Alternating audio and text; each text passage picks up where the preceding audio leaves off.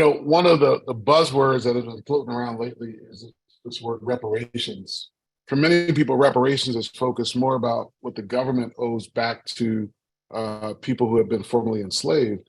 But at least in my church history classes, a number of churches benefited from slavery, benefited from the labor of immigrant labor pools. And so this wealth has been stored up and it's now being invested. But part of what I'm hearing is, particularly for faith-based endowments, how do we participate in this idea of reparations where the clerical side of this, the clergy side of this, are having conversations about racial reconciliation, about sort of coming together and making peace. But I don't hear this in the investor space when people are thinking about where they want to invest their dollars.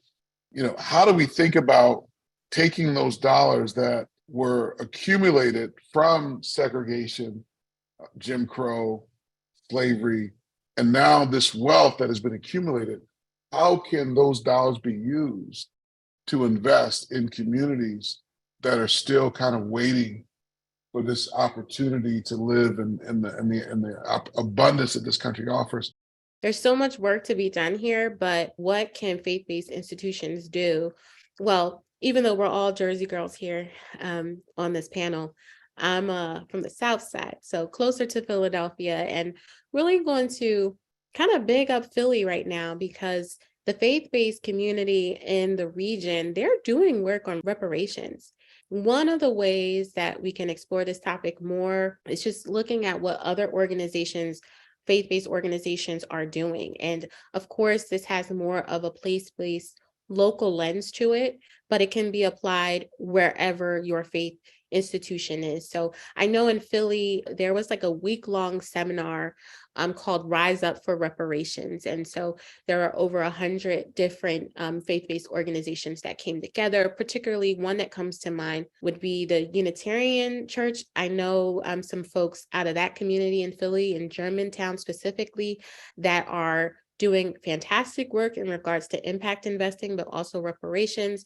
But more specifically, just to give you a case study here to follow up on later, the Germantown Quakers, they actually gave somewhere near like $500,000 they committed to reparations. And what that looked like was deploying that capital specifically as reparations for Black folks in the region, in their community, in real estate, legal services.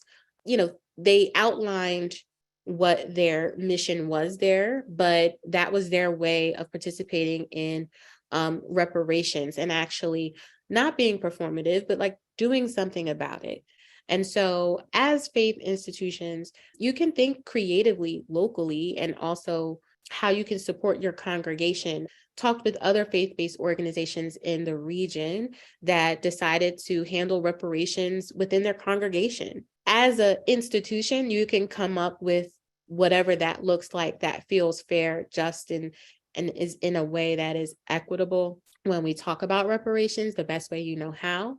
But just want you to know that there are institutions in Philly that are doing this. Just reach out. I think one of the things that is great about our region is our faith-based communities. They're really trying to convene and get together and learn from one another. And this is an area that they're all learning from one another and doing something about it.